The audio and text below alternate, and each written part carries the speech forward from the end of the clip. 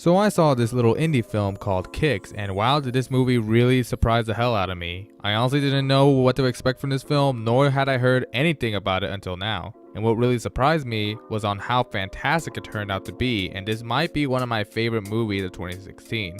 This is also the best adaptation of the great Kendrick Lamar's album, Good Kid, Mad City. Even the film acknowledges this and even makes a crystal clear reference to the album that makes this and this album connected, only it's about getting J's. This is the kind of movie that we should be supporting and branching out and recommending to others on its uniqueness of a premise and just on how awesome it turned out to be. But since this is a universal distributed film and is a Focus World production, and having a film review that I made that had the company copyright claim that video, I'm gonna put this TV border surrounding the video when I show clips of the film, and even put the disclaimer one more time to get it straight that I use the video to further help aid my explanation of the movie and is under fair use. But yeah, let's kick it. Kicks is a fantastic, hilarious, raw, ambitious, passionate, bizarre, and transformative with a plot that's so bizarre and weird that I'm shocked on not only how perfectly executed it was, but on how meaningful and impactful it means to the main character. The story is about a 15-year-old Brandon really wanting the freshest Air Jordans ever, but can't due to his economic background. But one day he finally gets his J's, but then gets beaten up by a thug called Flaco, and is now 100% committed on getting his J's back, even if it means breaking friendships and committing crimes. Now that I said the plot, you might be thinking, wow, this is the dumbest plot I've ever heard. Why is this guy praising it? I'm gonna unsubscribe to this idiot. There's more to the plot once you actually see the motivation of the main character, where he's coming from, and the thought process he has on achieving his goals, which is to get his J's back. To further explain, I gotta talk about the performances, which are fantastic. There was never a performance where I thought someone gave that wasn't less than believable and great. But the one performance that pretty much outshines everyone else is Jahking Guillory's performance as Brandon. Also, shameless plugin, shout out to Jahking to retweeting and liking the tweet that I made over the movie. Also, shout out to my Twitter, which is in the link down below. Cringe aside, back to the review.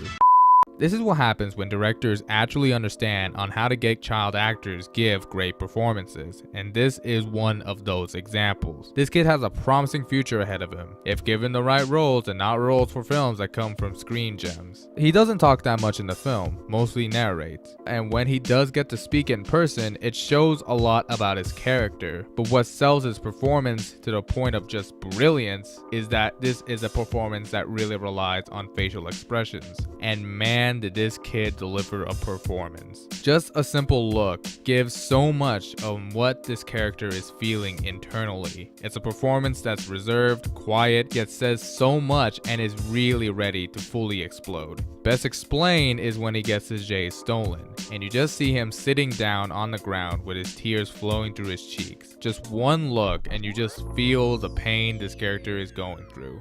And not only does his performance give life to this character, but his character is also fascinating on his own right. His motivations for doing something that's pretty dumb and is hilariously acknowledged by characters on how ridiculous this kid is means a lot more to him, because you understand where he's coming from, how he can't afford to get the shoes, how hard he worked to gain the goal he has long waited to achieve, how it feels for someone to beat you up and take something you worked hard on to accomplish. It makes the character relatable and makes the audience cheer on to him to get his shoes back. But then the film would also discuss the concept on valuing material things more than being a friend or being someone sane. He wants the shoes in order to obtain this personality of cool and confidence. Why he looks up to his friends and others just on how cool their shoes are, but really it's their personas and personalities he unknowingly really admires. How he thinks if he gets the shoes, he's one of the guys, like he's the realest dude on the block just for getting them. But he's so reserved, quiet, poor. He thinks if he gets them, automatically his personality changes, and it does, but to an extent. It's experiences and actions that really define the character, and this whole journey is Brandon's way of opening up and actually becoming the person he has always observed, both positively and negatively. It's a fascinating take of a child becoming a man, but at what cost?